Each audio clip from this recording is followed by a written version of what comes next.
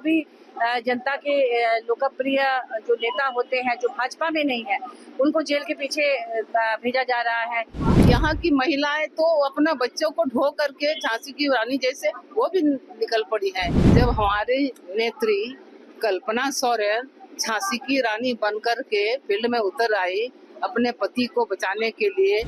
Dumka Lok Sabha seat जो है राजनीतिक सेंटर पॉइंट बन गया और तमाम नेताओं का दौरा जारी है।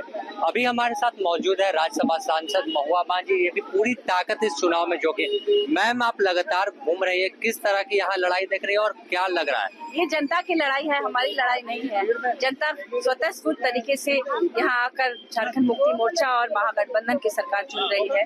केंद्र में महागठबंधन की सरकार बनेगी। और आपने देखा होगा कि रांची में जो महारैली हुई थी, वहाँ से यहाँ संथाल परगना के लोग किस तरह से उमड़ पड़े थे वहाँ पर अपने प्रिय नेता के साथ। जो भी अन्याय हुआ माननीय हेमंत जी के साथ, उसका जवाब देने के लिए यहाँ के लोगों को जो बार बार ठगा जा रहा है विकास के नाम पर, सिर्फ जुमलेबाजी, उन तमाम चीजों का जवाब देने के लिए। तो इस बार की तो लड़ाई जनता की लड़ाई है और हम जीत कर रहे हैं। प्रधानमंत्री नरेंद्र मोदी भी दुमका पहुंचे थे। वो जो नोट बरामद हुए या अवैध खनन का मामला, उस मामले को जोड़ देकर जनता को बोल रहे थे कि इस पर वोट देना है। देखिए, आपको मैं बता दूं कि जो अभी घोटाले हुए जिसके बारे में भाजपा के लोग चर्चा करते हैं, उनमें से पहला घोटाला तो जैसे पूजा सिंघल जी का नाम आता है। लेकिन आप सबको पता होगा कि पूजा सिंघल जी पर जो आरोप है वो 2005 का है, मनरेगा घोटाले का है, जो कि भाजपा के कार्यकाल का है। उसी तरह से वर्तमान में आलमगीर आलम जी के जो पीएस की बात आ रही है, वो इससे पहले तो भाजपा के मंत्रियों के पीएस थे। तो पहले जांच तो होने दीजिए कि सच्चाई क्या है, सिर्फ बोलने से नहीं होता है, जांच का विषय। संथाल यहाँ जो अगर बात करें तो संथाली आबादी अधिक है, लेकिन आज सुबह बाबूलाल मरांडी प्रेस कॉन्फ्रेंस कर रहे थे और आरोप लगाया कि संथालियों को खत्म कर बांग्लादेशी घुसपैठियों को बसाने की साजिश आप लोगों की है। देखिए, सबसे बड़ी बात कि आप सभी जानते हैं कि राज्य में शासन व्यवस्था या सुशासन कायम करने के लिए स्टेट पुलिस होती है और बॉर्डर एरिया में से अगर कोई घुसपैठ कर रहा है तो ये काम केंद्र सरकार का होता है, वो राज्य की जिम्मेदारी नहीं होती है। तो केंद्र सरकार क्या कर रही है? इसका मतलब ये केंद्र सरकार का ही की विफलता है कि इस तरह से घुसपैठी आ रहे हैं।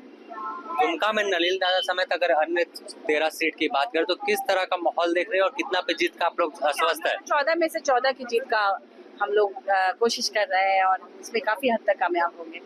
एक नया नारा दिया गया है, जेल का जवाब वोट से। हाँ बिल्कुल, जिस तरह से आपने देखा होगा कि जो भी जनता के लोकप्रिय जो नेता होते हैं, जो भाजपा में नहीं है, उनको जेल के पीछे भेजा जा रहा है। दिल्ली में आपने देखा अरविंद केजरीवाल जी को, महाराष्ट्र में भी हर जगह आप देख रहे हैं ईडी और सीबीआई का डर दिखा दिखा के। तो ये तो अभी नया ये ट्रेंड शुरू हुआ है लोकतंत्र का। इसे लोकतंत्र नहीं कहते, लेकिन चूंकि लोकतंत्र है तो आपने देखा होगा तो ये जनता इसमें वोट देकर ही इसका जवाब देगी और हम सभी लोग जानते हैं कि हम जीतेंगे। तो देखिए, नलिन दादा की पत्नी भी जो है पूरे परिवार के लोग कहे तो चुनाव प्रचार में इनसे ही बात करते हैं।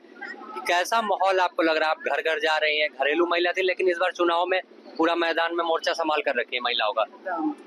जब हमारी नेत्री कल्पना सौर्य झांसी की रानी बनकर के फील्ड में उतर आई अपने पति को बचाने के लिए, हमारे प्रिय नेता मुख्यमंत्री जी को बचाने के लिए, तो यहाँ की महिलाएं तो अपना बच्चों को ढो करके झांसी की रानी जैसे वो भी निकल पड़ी है देश को बचाने के लिए, लोकतंत्र बचाने के लिए, महागठबंधन की सरकार को समर्थन करने के लिए।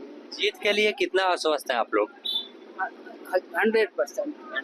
200%। तो देखिए, अगर इस चुनाव की बात करें तो खासतौर पर महिला जो है वो बढ़ चढ़ हिस्सा ले रही है। चाहे कल्पना सोरेन की बात कर ले, महुआ मांझी की बात कर ले या नलिन दादा की पत्नी की बात कर ले, अब देखना होगा कि आखिर जनता किस ओर रुख करती है और परिणाम 4 तारीख को क्या कुछ आता है। दुमका से द न्यूज़ पोस्ट के लिए सहयोगी संतोष के साथ समीर।